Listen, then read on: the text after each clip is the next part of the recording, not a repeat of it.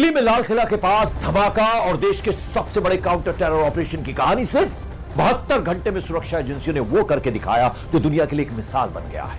भारत ने दिखा दिया कोई छिपे कहीं भी छिपे आतंक का अंजाम तय है। ये कहानी है रेड फोर्ट ब्लास्ट के पीछे छिपे जैश ए मोहम्मद मॉड्यूल के सफाई की।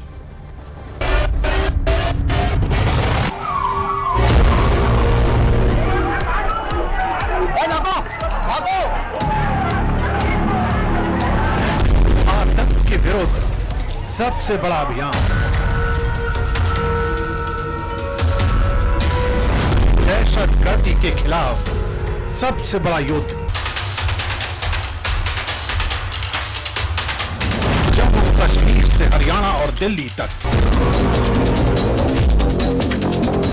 जैश ए मोहम्मद की चेन तोड़ने वाली कहानी।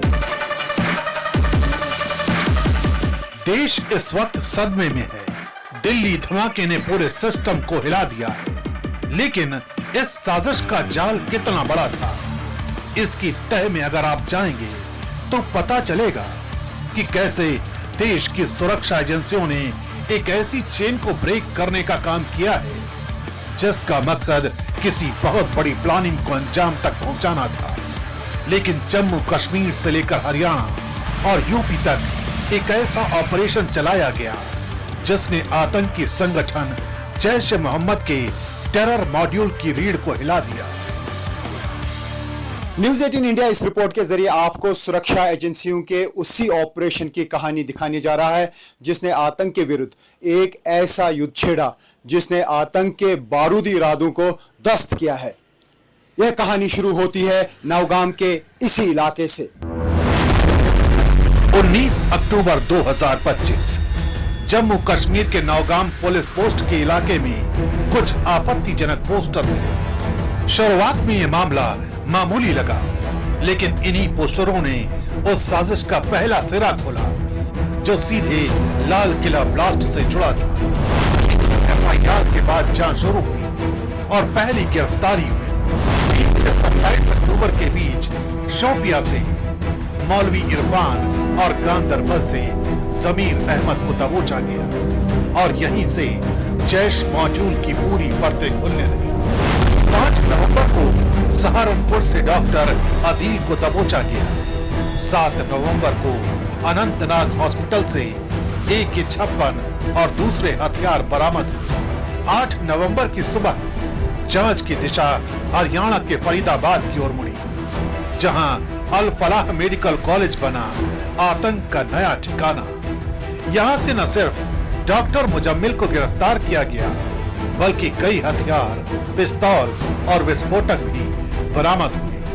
पूछताछ में सामने आया कि इस कॉलेज में कुछ डॉक्टर जैश ए मोहम्मद के मॉड्यूल को मदद दे रहे थे। यहीं से फरीदाबाद, मेवात और दिल्ली तक फैले नेटवर्क की कड़ियां खुली और एजेंसियों को आतंक की जड़ तक पहुंचने का रास्ता मिल गया।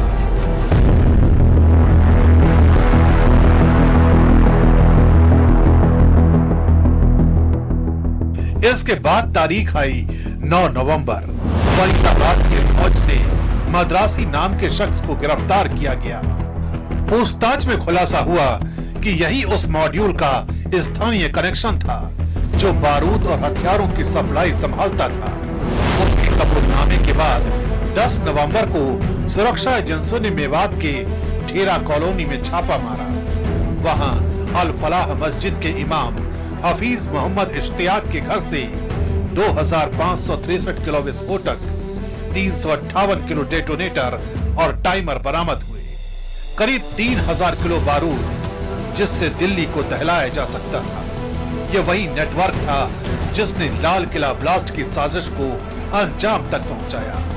इसी दौरान अल फलाह मेडिकल कॉलेज का एक और नाम जांच के घेरे में आया, डॉक्टर उमर वही शख्स है जो धमाके के वक्त से गायब थे। जांच में सामने आया कि लाल किला ब्लास्ट में इस्तेमाल की गई कार उसी के नाम पर थी।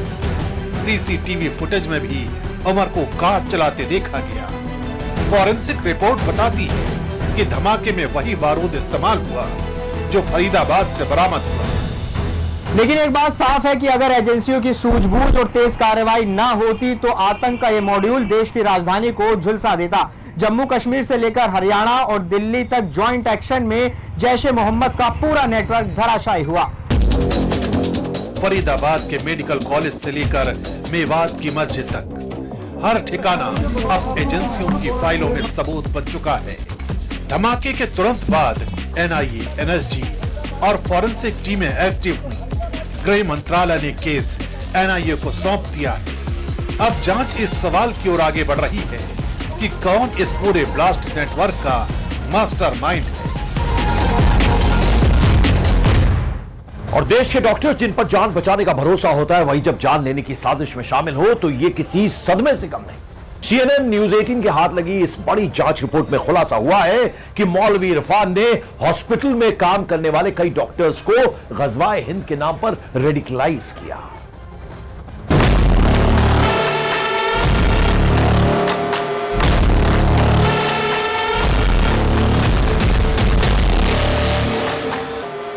दिल्ली ब्लास्ट की जांच जैसे जैसे आगे बढ़ रही है, देश की सुरक्षा एजेंसियों के हाथ चौंकाने वाली खबरें लग रही हैं। इसी कड़ी में CNN न्यूज 18 को बेहद चौंकाने वाली खबर का पता चला है। सूत्रों के मुताबिक ये ग्रुप बेहद संगठित और सुनियोजित तरीके से देश भर में स्लीपर सेल फैला रहा था। मास्टरमाइंड मौलवी इरफान ने अस्पताल की नौकरी के दौरान कई डॉक्टरों को रेडिकलाइज किया। उन्हें गज़वाए हिंद की विचारधारा और हिंदू विरोधी भाषणों से भड़काया गया।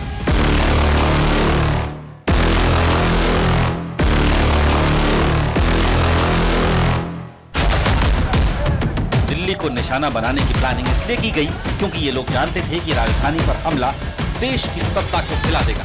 फिलहाल जिन लोगों को गिरफ्तार किया गया है वो इस आतंकी नेटवर्क का कोर ग्रुप है।